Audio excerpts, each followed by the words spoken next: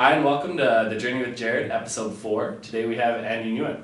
How you doing, Andy? I'm doing amazing. Good to hear, Yeah, good to amazing. hear. Thank you for asking. Of course. And so just a quick little description on the podcast. So Journey with Jared, really it's about people finding their journey and realizing what part they're on, how to move past being stuck. It kind of started with me going through what I like to call my quarter life crisis, feeling stuck, not knowing if the path that I was currently on was the right one. And so just trying to figure that out and talking to other people that are on all different parts of their journey and hearing their story. Well done, man. I'm glad to be part of your journey. Big time. I'm glad you're part of it, yeah. Yeah. So what I like to do is start with kind of the beginning of your journey. So a little bit about your childhood, where you grew up, what kind of kid you were. Yeah, awesome. Born and raised and grew up here in Calgary, actually. Okay. I always come across people who ask me that, and everyone is always like, "Oh, you're rare," and I think it might be because I think a lot of people find their way out and explore different parts of the world, living in different cities, which I've done, but I haven't ever lived in a different city. Yeah, I get that all the time too. Yeah. It's always the whoa, you're actually born and raised. Yeah. Look at us like we're unicorns or something. Yeah, man. which is so weird because all of my friends are born and raised too, so it was always a big disconnect for me. But yeah. So it was a really great childhood. A couple curveballs actually. So grew up with my mom and my dad, only child, and my dad actually had cancer.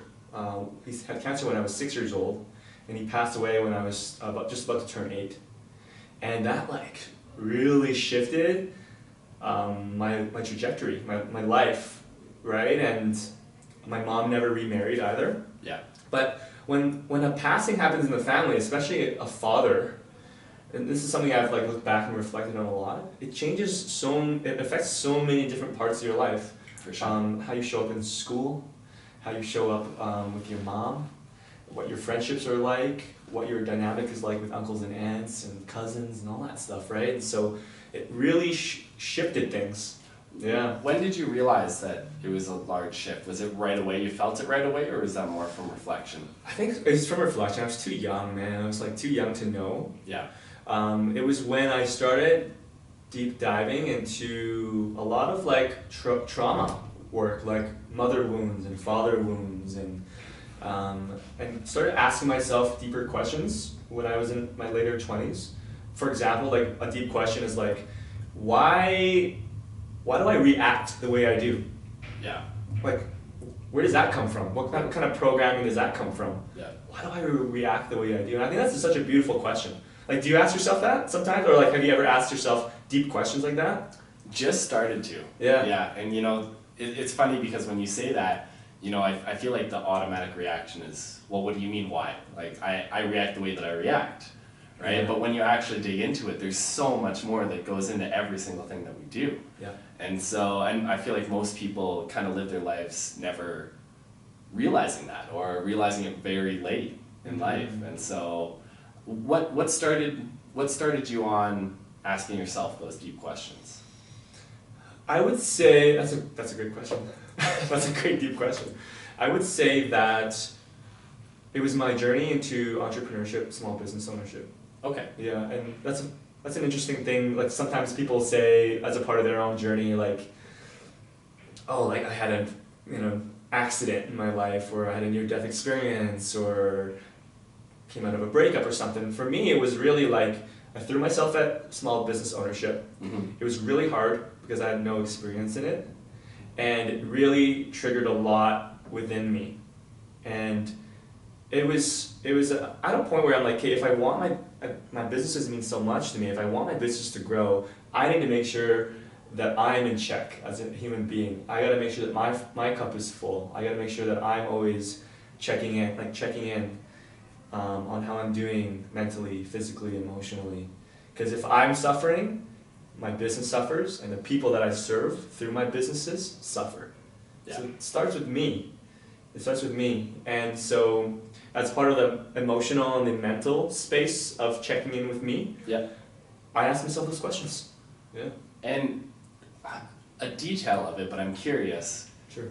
was it the feeling of needing to ask yourself those questions to continue on with the entrepreneurship, or was it, I feel like I can't hit my full potential if I don't deep dive into these issues that are coming up for me? Yeah, that's an interesting question.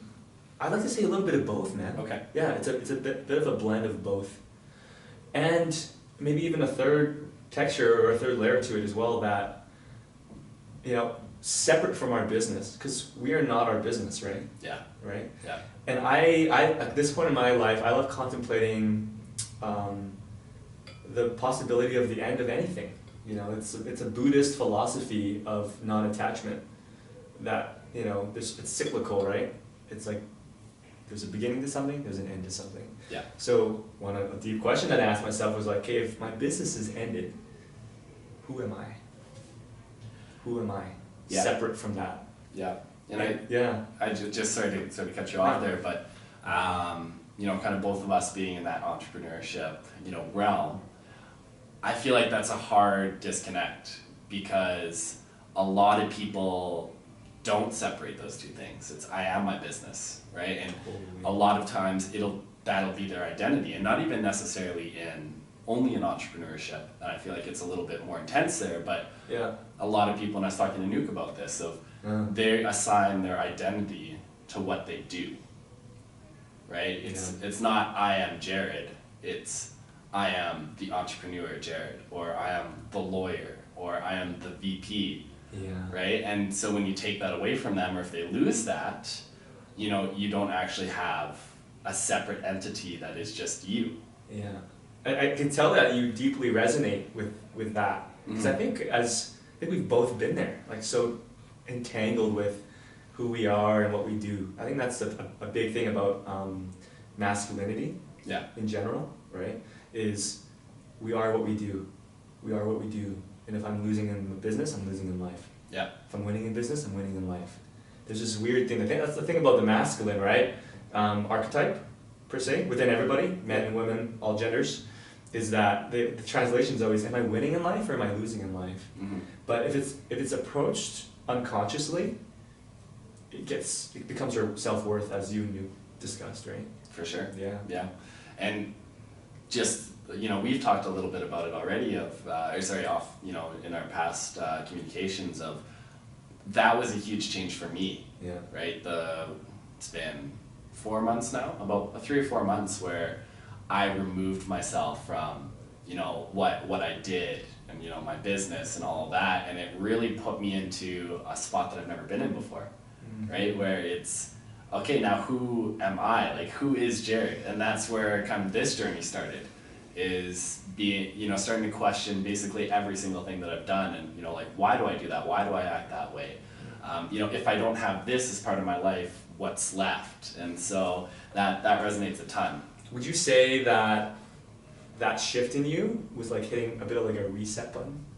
Kind of like not like you have to start all over, but like kind of like a blank canvas. Like if you're an artist, you had a blank canvas and you get to decide now what this looks like.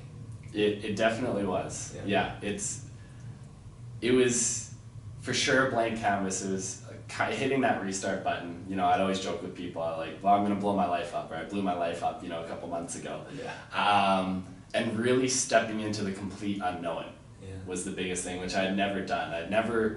I'd always had the next thing to move on to, right? And so it was, okay, this is ending so I can move into this, and now I moved into nothingness, right? And so there's a huge, there's a huge empty feeling, and that's, the best way that I could describe it is just emptiness, like of something missing, of, all of this space was taken up. And I think I've gone into it before, but, not only did I lose my job, but a lot of those people had become very good friends of mine, people that I saw, 5 days a week, right? So I lost my job, I lost a lot of my friends, I lost those relationships, or at least I felt like that. They all changed. It's not that I never talked to them again, but it's, well, now I see you maybe once every couple of weeks instead of every day. Yeah. Right? It was because I had my surgery, I wasn't able to work out. I lost that part of it too, and so, there's even a couple hours every day that are now gone, right? And just the whole being active in general, right? Like, can't go and do sports, can't go work out, whatever it might be, and so feeling very limited. And yeah, it was a bit of a darker time, especially for the first little bit, like just being completely honest, but Yeah. it was just different. Yeah, man. Yeah. New beginnings or new chapters, they're messy. Yes. It can be messy. Yeah. We hope that it isn't messy, but it can be messy. Yeah. As you were speaking, Mm-hmm. I had a memory pop up. Okay. If I may share. Yeah, of course. And it was me. It was actually I was online. I was watching this video, and I know you're a big Gary Vee fan. Yeah. And I remember watching a video of him at an event, and he was taking questions from people, and it wasn't on stage or anything. I think it was just right in the middle of public. A guy came up to him and told Gary that he was feeling so lost. Yeah. And that he doesn't know what to do, where to go, how to be, the list goes on. And Gary just like looked at him, and Gary was like, "That's a good place to be, man. Like, what is your perspective on where you're at right now? That's more important." He's like, "Okay, you don't know where to go, or how to be, or what to do. Perfect. Then you're in full control of what happens next." Yeah. Yeah. And I remember watching that. I'm like, that's so true. It really does matter how we, like, what story or narrative we tell on what happens next. For sure. Right? And it's obviously, easier said than done, but it's not out of the realm of impossibility. Yeah. Yeah. One big thing that kind of in the same sort of realm too is Mm-hmm. that I've taken from him is trying to put time into perspective. Mm-hmm. Right? And looking back and going, okay, well, I feel like I've done nothing for these 3 months, right? And it was a very, I don't like that. I need to be busy. I hate kind of standing still and feeling like it was forever and like I've wasted these months, and then going back and being like, okay, well, looking back at what I've done in the past 4 years, being like took, a business and helped it grow from 0 to like $2 million in revenue, right? And you're like, okay, well, if I can do that in 4 years, I've taken all of that knowledge and all those experiences, and I can apply that to the next thing. And then going back in the last 8 years and being like, okay, I started my whole entrepreneurial journey, never even having it enter into my consciousness to where I was today. And then even going like, okay, I'm 26 years old, I have a whole 2 to 3 more lives to live, right? And being like, okay, so trying to have that patience while still trying to keep busy and to move forward. So Yeah, that's amazing. Thanks for sharing that with me. of course, yeah. Yeah, I always forget that you and I we have an age gap, Yeah. right? And you said 26, and I just remembered. You made me think about it quickly. Just like, what was I doing at 26? And I would say I'm pretty close. Like, it's like self-discovery. I think that happens. I think that should happen at all the time. Yeah. No matter what age you are, and so. Yeah. I think you're in a good place, man. Thank you. So, Appreciate that. like, actually super genuinely excited for what's gonna unfold for Thank you. I really appreciate that, yeah. Yeah, man. And so I have a question for you, is just from that last statement is, what's your relationship been with age? So just to give a little bit of context, like for me, I've always hated telling people my age, because I always feel like they take me less seriously, right? And it used to be a big, point of stress, I would even say, of like, do I tell them the truth, or do I say that I'm older, which I think a lot of us do, but really that fear of if I tell them how old I really am, they won't take me seriously, which has tapered off now, where I don't bring it up, Yeah. but I still kind of, I want them to think whatever age they want me to think that I am, right? Yeah, totally. Do you have any relationship like that? Yeah, well, it's funny, we were talking earlier about how things get intertwined with our self-worth, right? Yeah.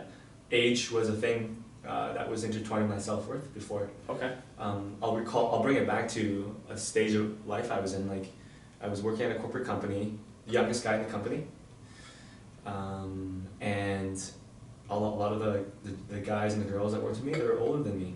Yeah. And they had other interests, and there's, you kind of pedestal people when you're younger. You're like, oh, I look up to this person so much, to the point though where you don't wanna look less than. Yes. And for some reason, age was a thing, and I lied. I lied to them. Okay. Yeah, I straight up lied to them for a couple of years. I actually have never even told that to anyone before. Really? It's like, confessions of on Jared's journey right now. No, but yeah, I lied. I straight up lied to my coworkers at how old I was, out of fear. I think underneath all of it is like it's out of fear of rejection or fear of not being a part of something. For some, it's just such an interesting thing around the number and the age. Now, my relationship with the age has more to do with seasons. Okay. What season in your life are you at? Right? There's that one aspect. The other aspect is we all have an inner child in us. You know, I can be old of age, but I can be youthful at heart. Yeah, I love that. Right? I can be old of age, but I can be youthful at heart. Or I can be young of age, and I can be wise beyond my years at heart. And I say at heart very intentionally, because it matters, and it matters that it goes back to those deep questions that we should all be asking ourselves, right? But it allows us to tap into, okay, what season am I in right now, and how do I need to be? What is this season calling for me to show up as? Is this season calling me to show up as more youthful and more play, more surrender, more relaxed, more patient? Or is it calling me to step into more of like my inner parent of like, no, Andy, this stage of your life right now, you gotta make sure your finances are in order, you gotta make sure your businesses are moving forward, you gotta make sure your teammates or your employees are getting paid. And when I say seasons, I don't mean like months at a time. Sometimes it's micro seasons. Okay. And sometimes it's macro seasons. This is where it gets a little weird or complicated. It can be. But yeah, like a micro season is, I'll use one day for example, right? In the morning, I have my daily ritual and I get to play a little bit with that. So I'm a little bit in. After my daily ritual is done, it's about an hour long-ish, kind of changes sometimes. The first thing I do as a part of my business is it's time to sell and connect. That's the first, I always start my days off with that. Okay. Selling and connecting. And that's more of like a little bit more of an inner parent, a little bit more of a, no, gotta get shit done, right? And so it's about knowing your range, knowing that you have range, and knowing that you can access it at any point. And that literally changed my perspective on age. Love that. Yeah. Yeah. That's a great question. I've never been asked that question before. Yeah, no, I really like it. And when I was talking to Nuke, he's very big in the seasons too, and I like hearing the different take on it, right? Because it's you guys are saying the same thing, but in different ways, right? And he would really equate it to the actual seasons, right? Of like, this is my harvest season, this is my growing season, this is where I take a step back, and I'm now the seeds that I've planted are growing, and so to hear your take on it is really cool too. I love Nuke. Yeah, he's such a good guy. His take on seasons impacted my take on seasons. Really? And I'm sure vice versa. Yeah. But yeah. Very cool. So I want to bring it back a little bit to entrepreneurship. So Lovely. How you got into it, the different kind of things that you've done, and then what you're doing now with it. Yeah. How I got into it. So that corporate company I told you about a few minutes ago there, that was the company that I worked for coming right out of college. Okay. Did 2 years in business marketing, and I could have went a little bit longer to get my degree, but I was never that academically strong, so I'm like, you know what, let's get out there and make some money. Went and worked at that company, ended up staying there for almost 4 years. Lovely company, a lot of growth, good money. However, I felt sort of empty inside. There was something missing. I would say creative energy. Okay. And the Andy today, looking back at it, for sure, just misaligned with who I am, who I truly am underneath all of the stories, narratives, should nots, right? Yeah. I can see that so clearly now. Steve Jobs has an amazing quote: "You don't connect the dots looking forward, you connect the dots looking backwards." That's a big one for me. Amazing. Yeah. Yeah. I love that. And during that phase of like, oh man, I feel kind of empty, waking up every morning, dreading the drive to work, it got me creative. It got me slacking at work, at the job that I was currently at, I'll be honest. Yeah. It got me slacking hard, but it got me creative on the inside, my thoughts and whatnot. And I remember asking myself the question, like, what am I passionate about? What brings me joy? What lights me up? And at that time, in that season, it was fashion. It was streetwear, it was menswear. It was the culture that came with that. Not so much the clothing, but more so the culture. Okay. Yeah, which is an interesting one. Very interesting. Yeah, we can get into that, yeah. Well, because I wanted to stick on that a little bit, because Okay, let's do it. especially for me, something that I've really struggled with is you always hear like, what's my passion? I need to find my passion, right? And then I go, okay, I'm gonna find my passion, and I have no idea what. Yeah, like, it's a oh, I big kind question. of like this, and I kind of like that, and well, this is my passion, and then like, well, no, now that I've decided it's my passion, I'm not as passionate about it. You know what I mean? So, how did you, like, was it very clear for you? Did you have to search for it? Like, what were the signs for you? Yeah, I'll tell you right now, this is the one thing for me. It wasn't a sign. Clarity doesn't come from thought. Clarity comes from action. Okay. Yeah. So if you're seeking clarity, try things out, experiment. What that looked like for me in my life was I went to every different clothing. Like I had that idea, like that feeling, oh, this culture is kind of cool. This fashion's always been a part of like my style and whatnot. And I'm like, you know what? Why don't I go to local clothing boutiques in Calgary and just meet people, just meet the owner, talk to the cashier. What's your store about? Why did you pick up this brand? Why was this brand important to you? I started asking people questions. So I went from store to store to store, and then I had a cousin that lived in Vancouver. Her name's Beverly, and she's a costume designer. And so she was in the fashion world a little bit. So I'm like, why don't I go, hop on a plane, go visit Beverly for a weekend or a week, and pick her brain, and also maybe meet people in the fashion space out there. So I went in van and went to shop to shop to shop to shop, and just like, and I had this, just by doing that, the idea in the back of my mind was starting to develop of like, maybe I want to start a clothing company.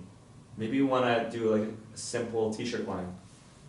And that's how it started. And I went back to some stores in Calgary and told them about my idea. People said, don't do it. Okay. People were like, don't waste your time. It's hard. Yeah. And I still did it anyway. Yeah. Yeah. And Still did it anyway. talk a little bit about that too, of kind of that internal dialogue and the decision-making process of these people are telling me not to do it, Yeah. but I feel that it's right and I still want to. Here's my ego. My ego is like, well, like, okay, I'll show you wrong. Yeah. Like, I'll show you. I'll show you. To the point where I literally was hiding out in my apartment, learning how to, I didn't know how to make a t-shirt. I had no experience in fashion. I had no connections or family ties in the apparel industry. I knew nothing. I was literally hiding out in my apartment and researching and looking at things and looking at other companies, how they started, all on the internet, just like, okay, sweet. Taught myself how to use Adobe Illustrator, YouTube, like bless YouTube, right? Yeah. Like just gonna give them a little credit here. And I got shirts made and I brought it back to one of the stores. One of the ones that I felt like was a good fit for the type of designs that I was doing. And the owner of the store was like, He's like, okay, how much you selling it for? Very cool. And I think we're still friends today. I could probably even ask him, but I'm pretty sure that he did not like my designs. He just respected the fact that I did it anyway. Yeah. So, have you ever have you ever had that thought of like, I'll show you up? Like, I'll show you. Yeah, yes and no. Like, I would say that I'm so extreme on everything, right? And but the overwhelming feeling for me is and doing that reflection and asking those deep questions is fear. A lot of times fear, or like feelings of not being good enough. And so a lot of times when I get that feedback, it's, see, I knew I wasn't good enough. I knew I couldn't do it. I knew it was a bad idea. And a lot of times I didn't even need that feedback. A lot of times I was just up here. I was just telling myself, right, that no, that's a stupid idea, you can't do that, whatever it might be. And on other things, I'm like, I'm gonna jump in 100% on something that I have no idea what I'm doing, and then, like the restaurant was one. Never worked in a restaurant. Like, I mean, I've eaten at them. Yeah. But that was about the extent of it. And it was, you know, people really wary because, you know, like restaurants, one of the most volatile businesses to get into. I think it's like 9 out of 10 fail in the first 3 years. I didn't know that stat. And then it's like 9 out of 10 of those don't make it to 5. Something like that. It's like, it's crazy, like just a bad industry typically to get into. And I was like, well, no, I can do it, right? And it's so weird how extreme I am in those. If I have some moments of clarity where I'm just like, no, fuck that, I'm gonna do it, right? And there's no stopping me, and it's just tune everybody else out, and it's fine.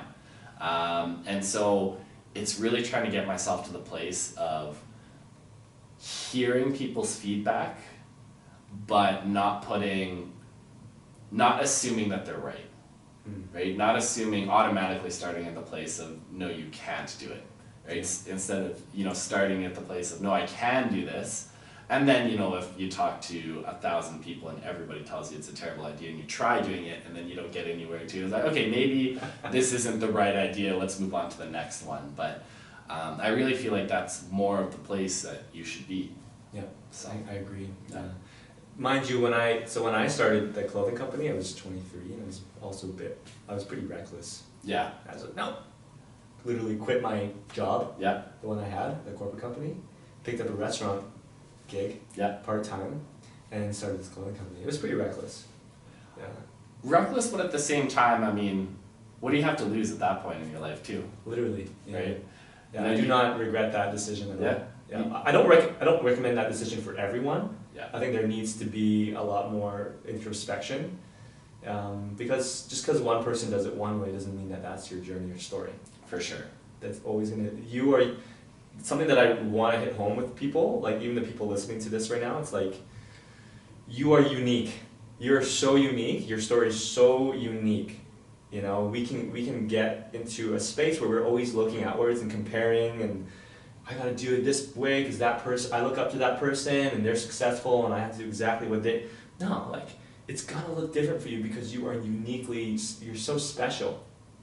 And yeah, I wanted to just say that because it's so true. Right? For sure. It's not just, there's never one, it's not that black and white, it's not one way. Of course, and it's something that I didn't know about myself, but I've always been good at, is when I listen to people, I automatically am able to put it into context for myself.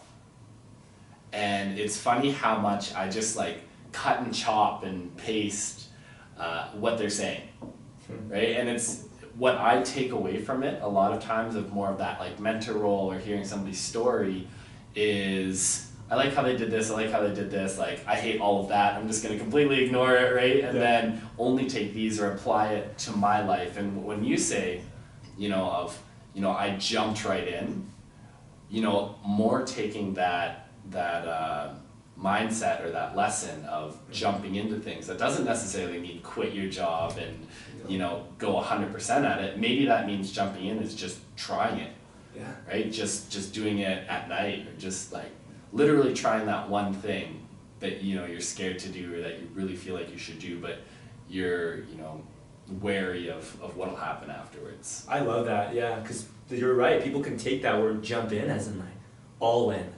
Yeah. No, that looks. People jump differently. Yeah. Literally. Literally, like physically, people jump differently too. Yeah. So I think an amazing question, deep question that people can ask themselves.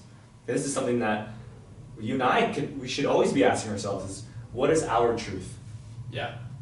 What is our truth? Because my truth when I was 23, 24, starting that clothing company was, I'm gonna go all in. Yeah. That was just my truth then, right? And so, what is your truth, and what does that look like?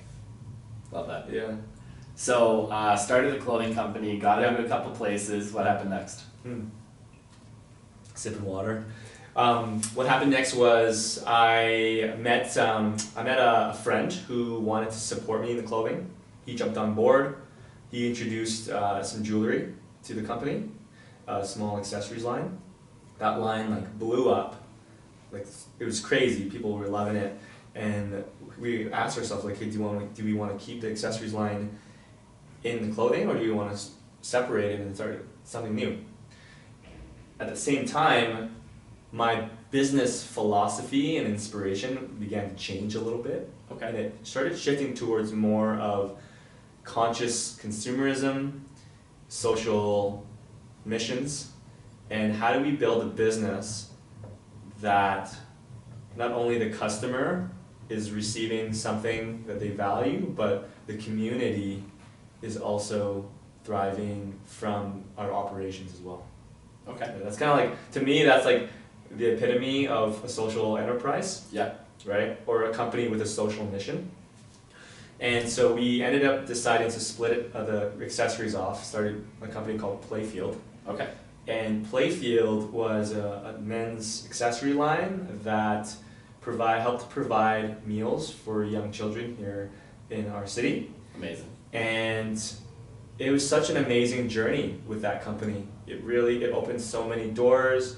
It did affect the way I thought. I was a deeper person because of it. Think about it, right? Like conscious consumerism.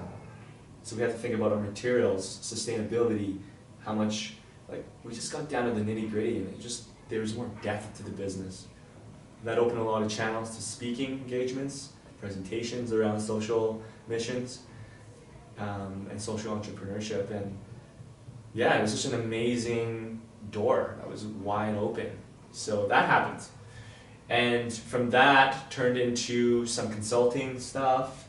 Playfield is now over. We ended the company on mutual grounds, and a new chapter has begun around self-development, growth, emotional health, Kings of Hearts. Yeah. Which is a big one for me. And the thing is, I wouldn't have met my Kings of Hearts business partners if I didn't have Playfield. And a little backstory here is that Sohan, one of the 3 Kings of Hearts founders, he reached out to me. I didn't know him that well. He reached out to me to make bracelets for him for his wedding. Very cool. And I made bracelets for his wedding. We actually ended up meeting at a coffee shop, Rosso, and we got deep right away. And Sohan was like, hey man, like, do you want to come to my wedding? He invited me, not that day, but he invited me like after that. And I went to his wedding, and at his wedding I met Nuke. Very cool. Yeah. So you see the correlation there now, right? And so that's how Kings of Hearts began, and our journey on revealing and healing the masculine wound, I would say, in a lot of men today. And I want to come back to that, but really quick, something that just stood out on that story of those, connecting those dots, and like you said, the Steve Jobs, connecting the dots looking backwards. And what I've really come to realize is that, no decision is black and white.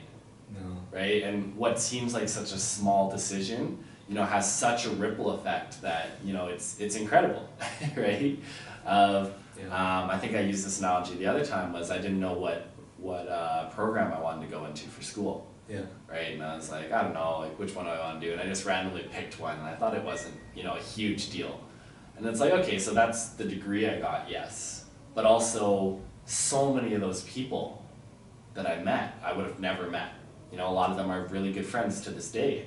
I would have never met them if I made that one decision to go to a different program.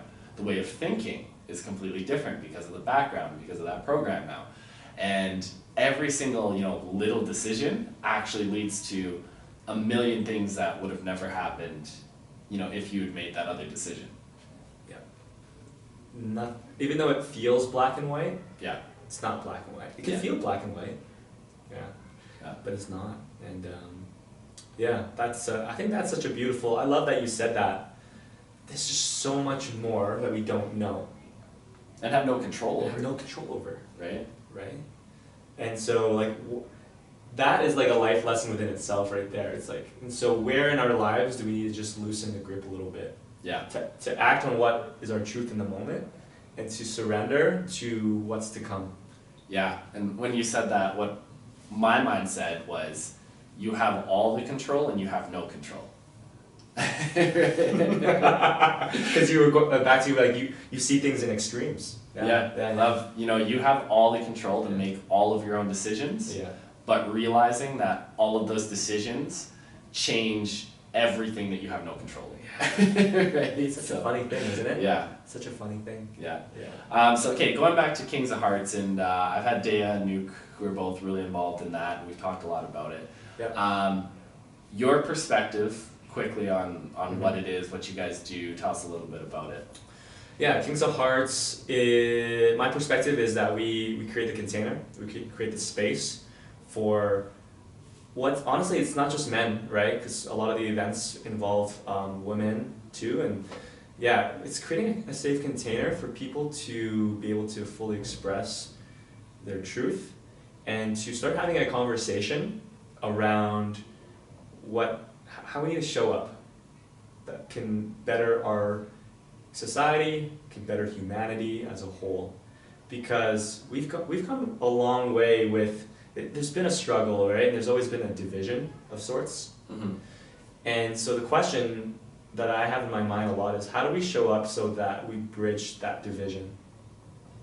That's where the work is. I really like that. Yeah, we need to see, look a little bit deeper, not to discount all the things that happen on the surface, but can we get to the heart of the matter? Yeah. Can we get to the core of this issue? And one thing that we've identified so far is that the core of the issue is that there isn't enough spaces. There are many beautiful spaces that this is happening, but there's not enough of them where people can just have a conversation on how, in this case, how masculinity has affected their lives and how we can show up better as men and women to change the story, to retell the narrative, right? And it's a little bit, just wanting me to compliment you, but it might be something that you do subconsciously, and so you might not have an answer for this, but on every event that I've gone to that you guys have run, and that, so the King of Hearts meetups, the leadership workshop that you guys do, it's incredible, at Samurai Brotherhood, of course, but it's incredible to me the safety that is created in the space that you guys have. Yeah. Do you know how you do that? And what I mean by the safety is, Yeah. it's incredible where, like, for example, the leadership workshop that we did here would have been months ago now. There's a bunch of people that most of them had never met each other, right? It was a one-day workshop, we're there, and how genuinely people showed up and how vulnerable they were able to show up and still feel safe within those walls of this huge library was incredible to me. And everything that you guys seem to be involved with creates that. Do you know how you do that? First of all, thank you. That's a massive compliment. Thank you, man. Again, coming back to the answer is never black and white, but there is two things that come to my mind around your question, around creating a safe container or a safe space for people to process and fully be. That's simple, right? It's just fully, here I am, here's my light side, here's my dark side, and I want to share it with you. So there's two things. First thing is set and setting. With any type of event or circle, set being what's the intention here? What are we trying? What's the purpose? What are we trying to achieve here as a whole, as a collective? And the setting is, who are we calling into this space? Is this space conducive to privacy, to all that stuff, right? So set and settings matters. I would say that's like something that is used in many contexts, whether it's a guided meditation or yoga class, like set and setting. What's the intention here? What are we trying to achieve? And who's in the room with us? That's a big one. To even micro that a little bit, Dea and I, when we run the Samurai Brotherhood group, we meet for an hour before the actual meeting. What's our setting? And what is our set? Most importantly, what is our set? What's the intention here? What's the goal here? What are we doing at the beginning, and what are we doing at the end? And the thing about creating a container is that, when you set the container, anything that happens within it, you have to feel what is most needed. I learned that from one of my mentors, John Wineland, is like, that guy, he never plans what happens within his workshop. He knows when it ends, when it starts, when it ends, and a couple of topics, like for the flow, but anything else that happens, he really feels the room. So you have to be so attuned to what's happening in the room and what's most needed. Because, we would have a leadership workshop, and the people in there come in with different needs, and they come in with their different stories and different traumas. Samurai Brotherhood, it's just different.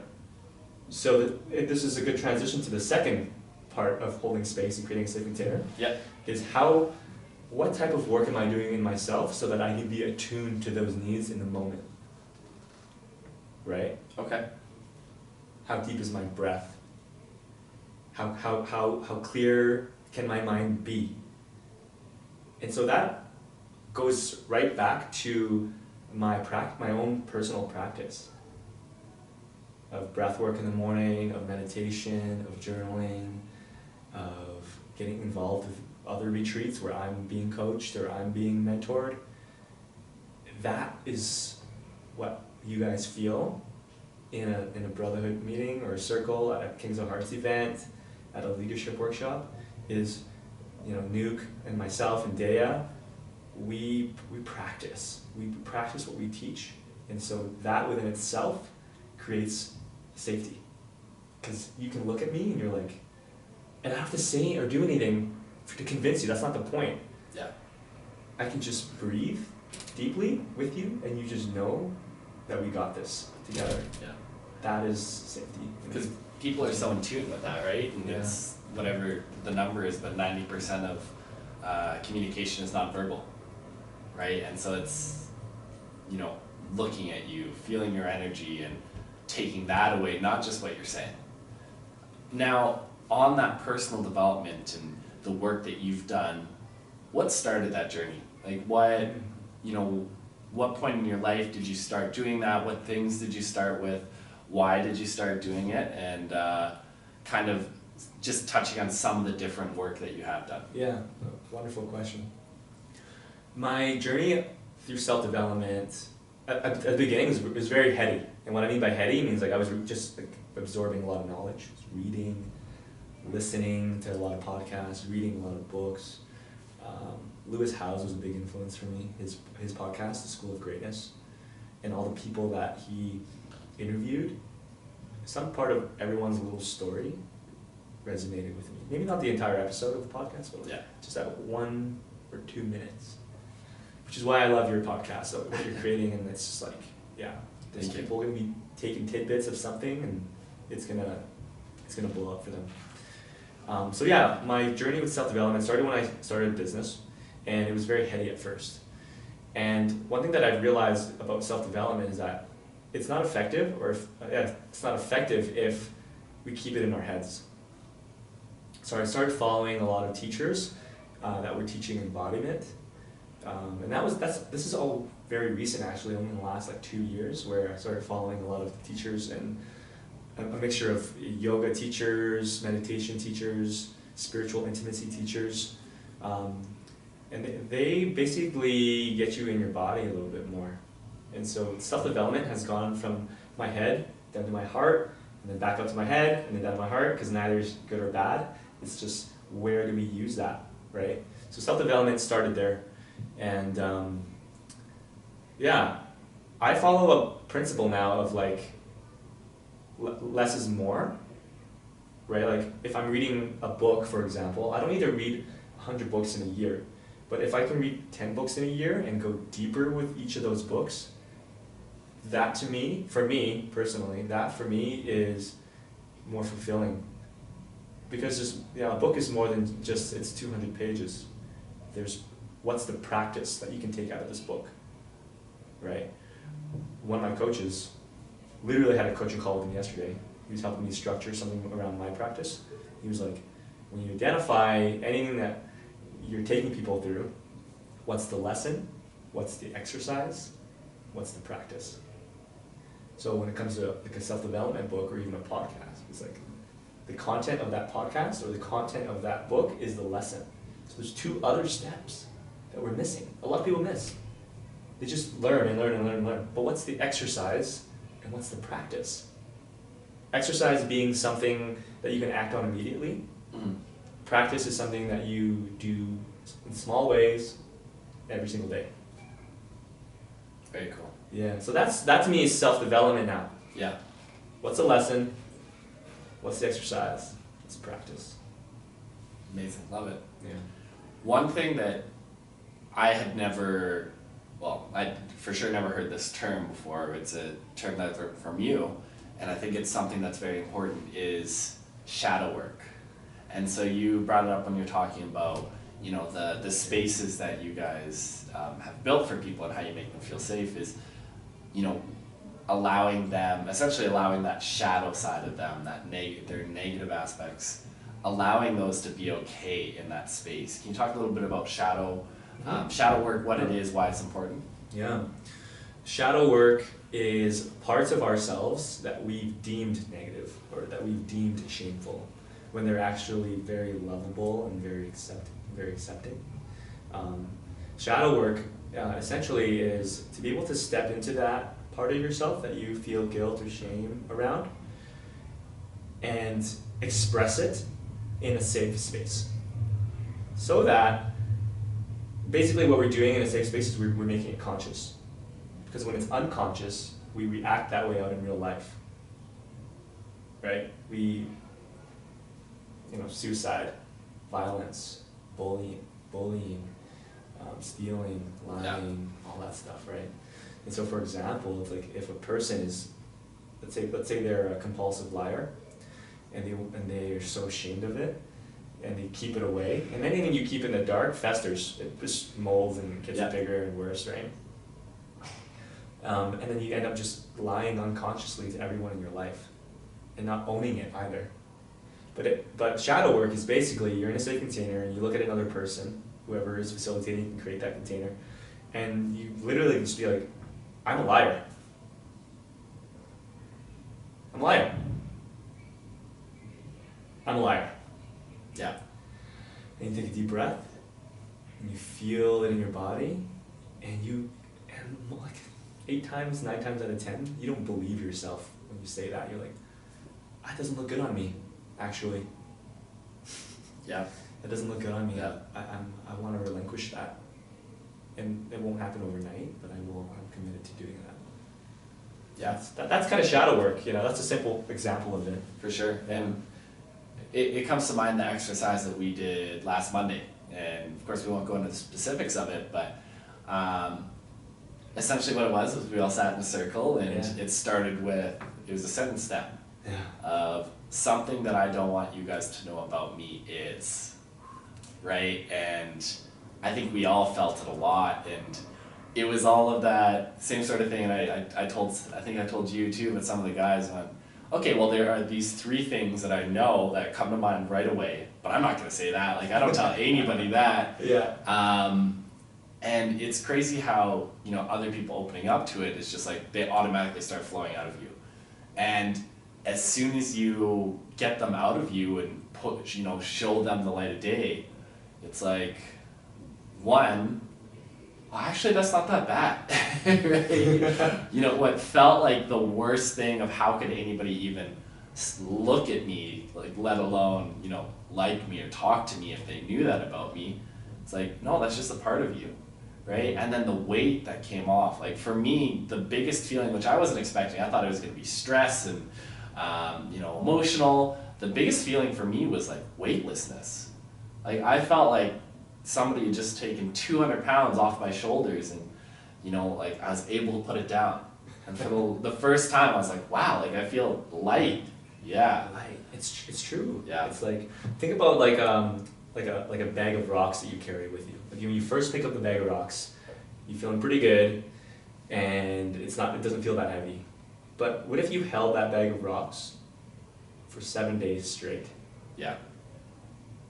So the rocks represent the shit that we hang on to that we shouldn't be. Yeah. Right? Yeah. It just gets heavier and heavier every day. I love that. And the analogy that I use a lot of times is pressure. right? It's that pressure valve. And so for me, a big thing was never allowing myself to feel emotions. Whatever they were, happy, sad, neutral. Emotions were just not okay. And it came a lot from my childhood and just pushing everything down, but when you push it down, you create that pressure. And that pressure builds and it builds and it builds until it needs to escape. You know, a vessel can only hold the pressure for so long. And that's where it turned into, now whenever I had an emotional feeling and that pressure was too much, it was an explosion. It could be a little thing, right? And all of a sudden there's an explosion. Like, why am I reacting like this? This isn't even, you know, like, I should be fine with this. And it might be sadness, right? It could be like even a movie, right? It's a sad and it's a little bit sad and you just fucking drench. You just letting it go. Or anger, right? Of a little thing and you go off on somebody. And learning how to, you know, like you said, that pressure valve is slowly letting it out. If you release that pressure, you know, constantly, you don't have those explosions. So that was it's like a pop can. Yeah, exactly. Anytime you push it away, it's like it's equivalent to shaking that pop can. Yeah. Boom. Yeah.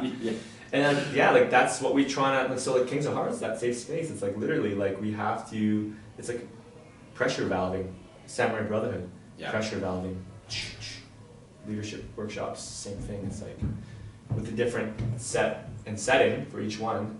However, the general goal is how do we release pressure valves for people so that they can show up in their own lives again, like authentic, less weight off your shoulders, and just they can breathe. And that's a good place to set goals, and that's a good place to come up with my passion and my purpose. Otherwise, we're going in blind, really. We're going to be running around in circles. So shifting gears a little bit is self-talk and your relationship with self-talk. And so just a little bit of context for me is my whole life has been, which I, again, asking those deep questions and realizing that I have extremely negative self-talk.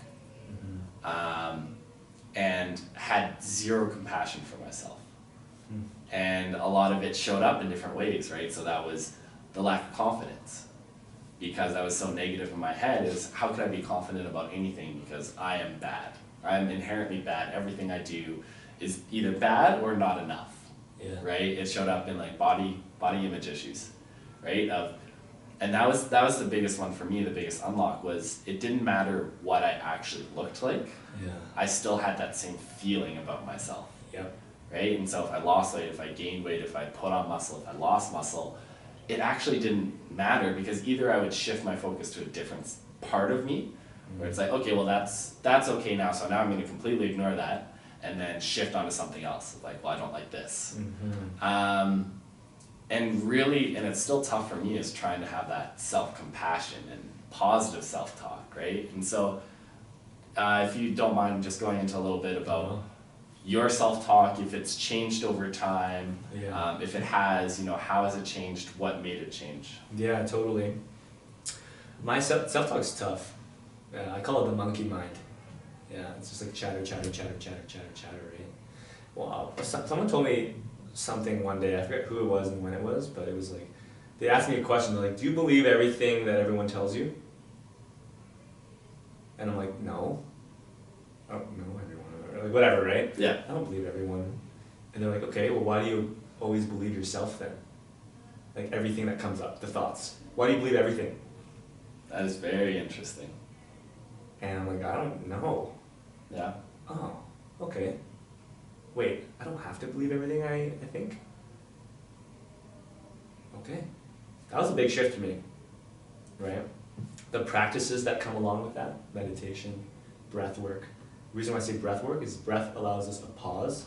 And in that space of the pause, we can decide. Do I listen to that or do I not listen to that? Does this feel true or not true? Right? Breath creates pause. Meditation allows us to witness. So those two things, hands down. really soothe the monkey mind. And we need to do those first before we insert an affirmation of sorts. Because if we throw affirmations at things, it keeps it more in our head, to be honest. It's just more things. Yeah. Right. And so yeah, that is the practice. My relationship with self-talk back then was pretty negative. Like you mentioned like body image issues. I've been there. Yeah. Sometimes it still comes up. Yeah, sometimes it still comes up. And that's fine. Right? In the past, it used to be like, oh my God, it's coming up. Get out of here. Yeah. Get out of here. Why? I've been doing so much work on myself. Why is it still coming up? The reality is, it'll always come up. We just get to decide. And that's being kind to ourselves. Allowing us that opportunity to decide. I like that. That's kindness. Yeah. That's kind. It's like allowing our true selves, our higher selves, to speak in this matter. Here's one thought. Here's another one. I can choose, or I can choose a third one if I wanted to. I really like that of, it's not that thought is wrong. No. But I can choose to believe it or not. No. Because if we go with wrong or right all the time, yeah, then when the wrong thoughts come up, then we shame ourselves. Yeah. No. It's not wrong or right. It's just a thought.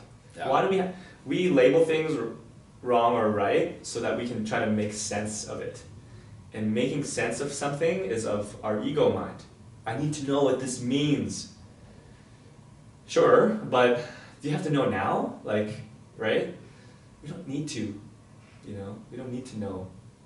We can allow ourselves the opportunity to get curious. We don't need to know. You see how that feels different? Yeah. I don't give myself the opportunity, whenever that happens, to be curious about this thought, versus, I need to know what it means. That's a different energy. And we can choose. Yes. We can choose. Yeah. So, yeah. One big thing, again, for self-talk that really resonated with me about what you were talking about of the getting out of your head and into your body. Mm-hmm. And I have always been in my head, almost exclusively, right? And I use it almost as that mask, like that intelligence mask, mm-hmm. right? Of I can figure this out in my mind. And it made so much sense because recently, I've shared this with you guys before of like, oh, I don't read books, right? Or like, I don't do the exercises, or, I don't understand this whole breathing thing, right? Whatever it might be. And self-talk was a big one, and I had shared it with you guys, and one of the feedbacks was actually write it out. Like physically, either with a pen or on your phone, like write out everything that's going through your mind. Mm-hmm. And my first reaction, of course, is like, oh, I don't know, that sounds dumb. Yeah. And I had just a day, 2 days ago, where that negative self-talk was coming back, and that story was playing in my mind, and I was trying to do affirmation of no, that's not right. And I was struggling, and I was just, it was ringing around in my mind, and finally I was just like, I'm gonna write it out. And I started with all the negative things, mm-hmm. just as they were in my mind, of, whatever it might be, negative, negative, negative, negative. And once I had gotten all of those out, I had more space for those positive beliefs. Boom. And more clarity. And then I wrote those out. And the positives were way longer than the negatives, right? You've been through this before. You're capable. You can make it through this. Mm. And actually, the act of embodying it really helped me a ton. So yeah, man, I'm glad you went down that route. Yeah, thought, written down, embodiment. It's a good 3-part process. I think the other thing about self-talk too is that they're just bad habits. Yeah.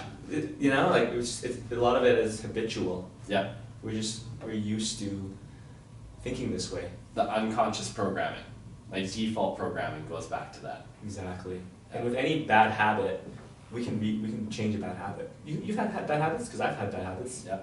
Have you overcome some of those bad habits? For sure. I have. Yeah. So the same thing goes with our thoughts, is we just have bad habits with certain thoughts. and we can just begin to practice it, and it takes time. So For sure. yeah.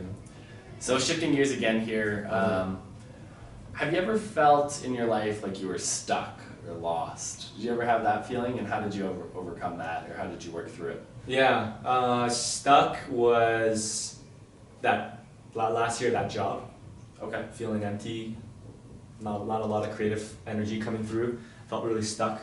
What I did out of that was action, met people, connected, human connection, big.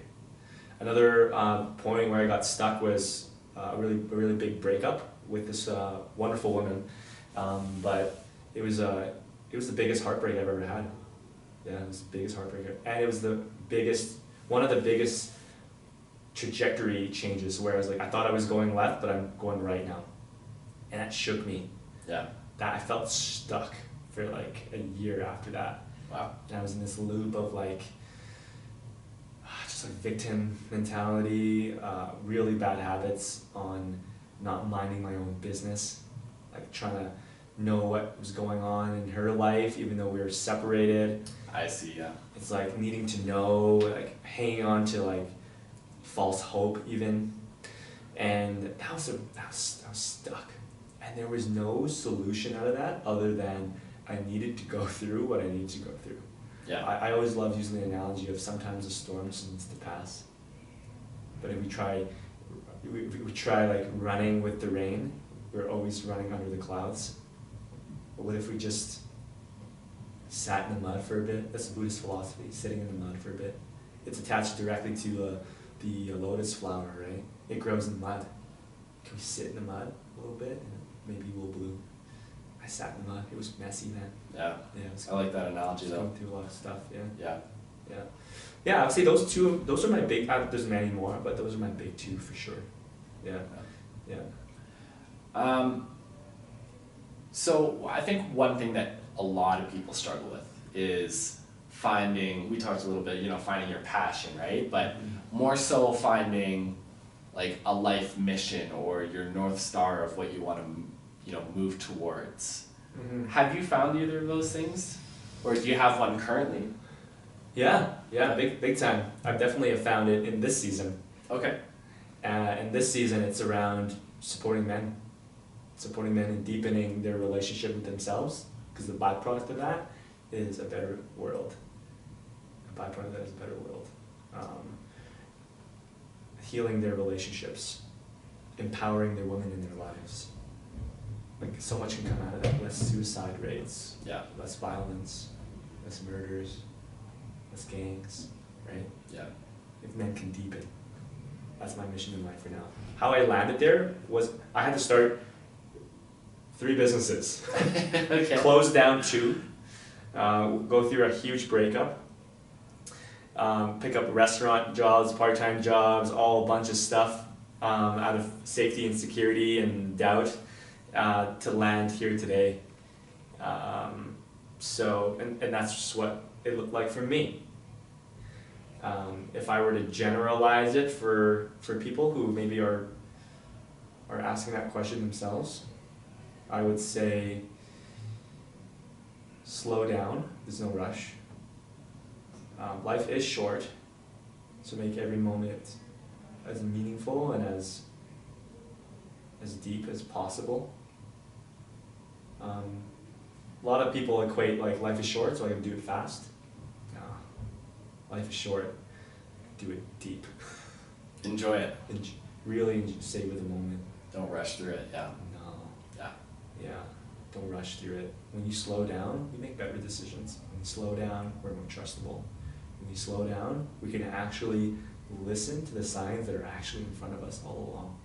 But we're too busy and distracted and moving too fast to realize what is actually in front of us that matters most, or what is in front of us that is going to take us to the next step. But we're too busy frantically running around. I was that guy.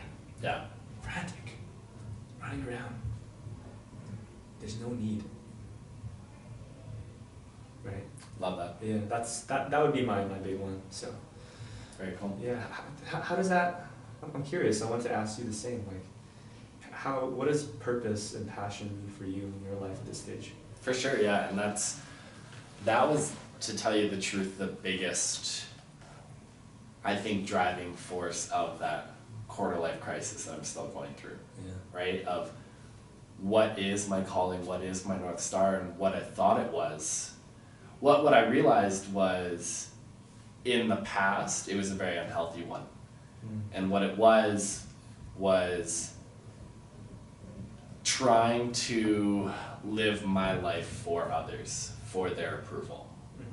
Right? And so my North Star was to find somebody else and gain their approval and do whatever it took to make them happy, help them out for their goal.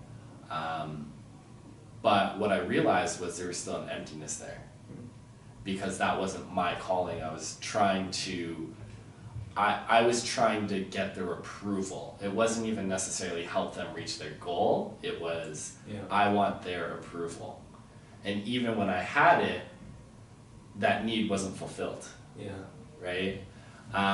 So now it's been taking that big step back of, well, what is my passion? What is my calling? What is my mission? And the one that I've mentioned it before is I've gone back to just very, very simple. Of right now, my goal is to be happy.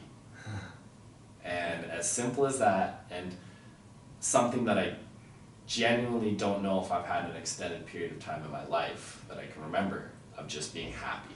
So, okay, let's just explore that. And we're gonna explore things that make me happy, and we're gonna cross things off that don't. Yep. It's turned into a lot of just trying shit, right? Trying shit, yeah. The podcast of, feeling like that might be, and I guess I think I've shared this before, is it was one of my deepest fears and one of my deepest desires at the same time to be in the spotlight. Yeah. Right? I want nothing more, and when I say spotlight, I mean to be noticed by anybody, right? So this is a little bit more of a, grander of spotlight, but to be the center of attention, to be seen.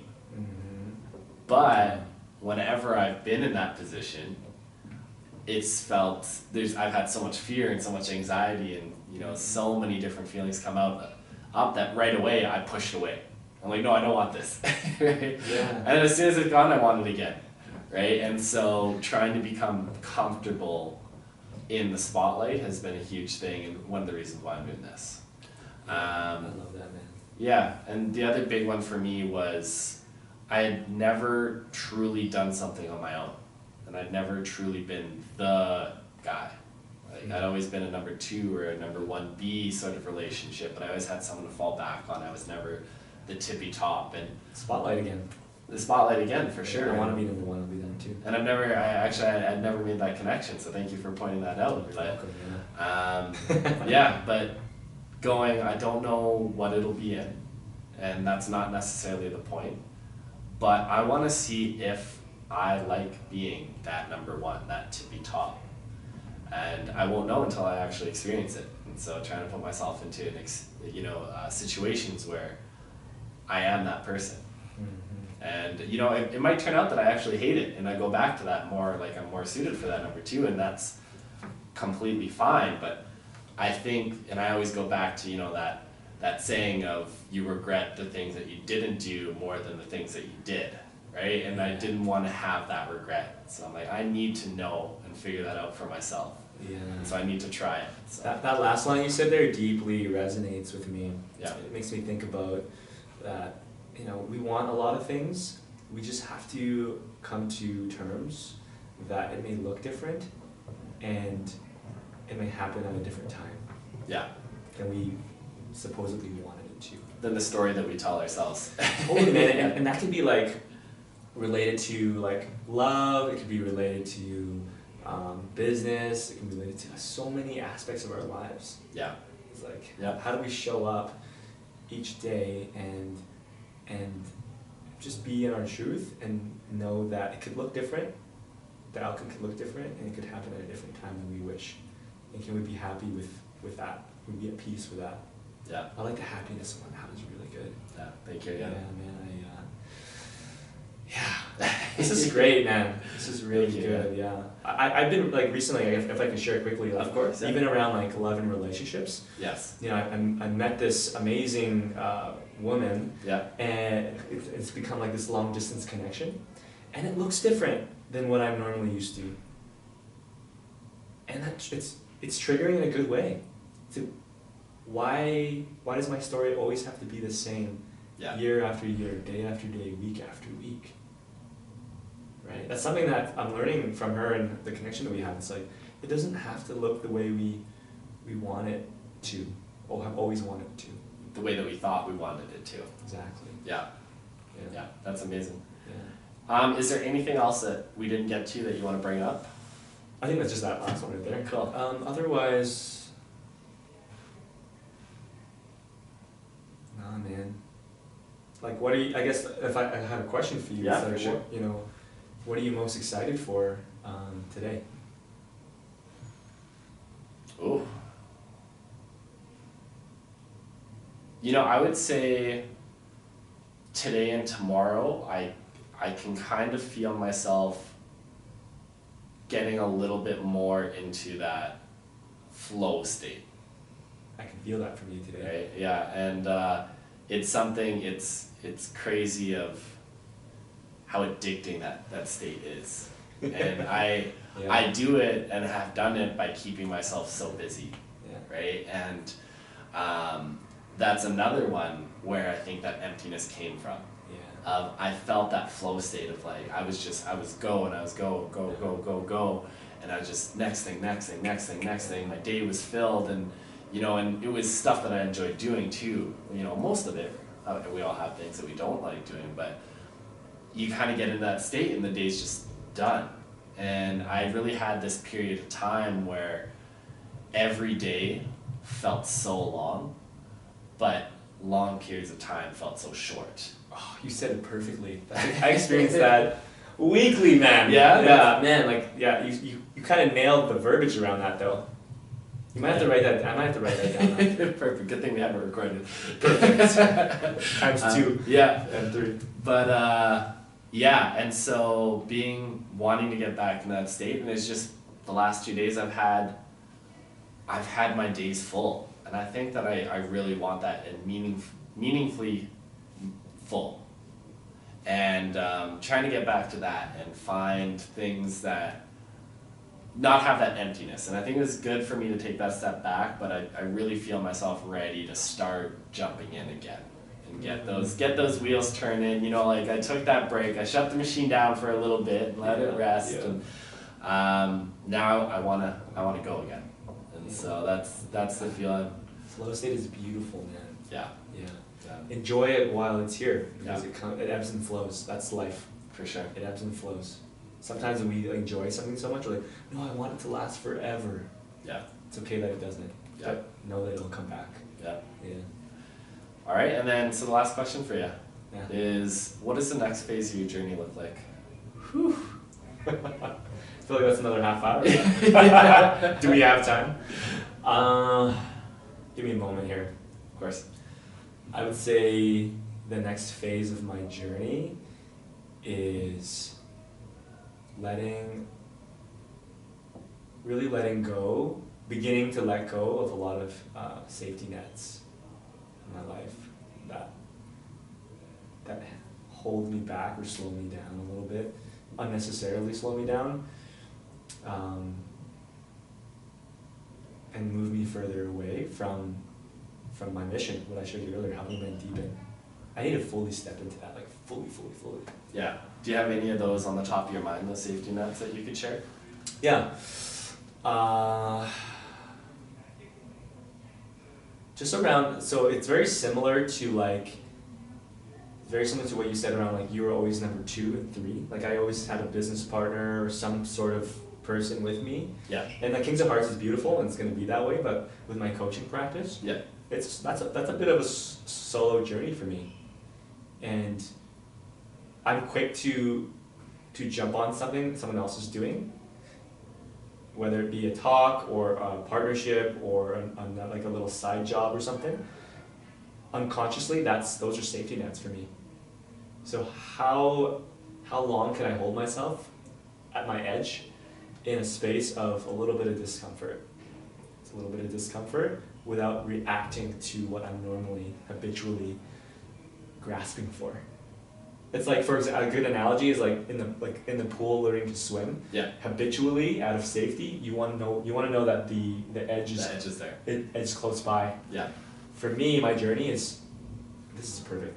My journey is to move a little bit closer to the center of the pool. Love that. Yeah. Love that. Well, on that note, thanks so much for being here. Man, thank you so much for Really having me. enjoyed That was it. a wonderful, wonderful conversation. Loved it. Thanks again.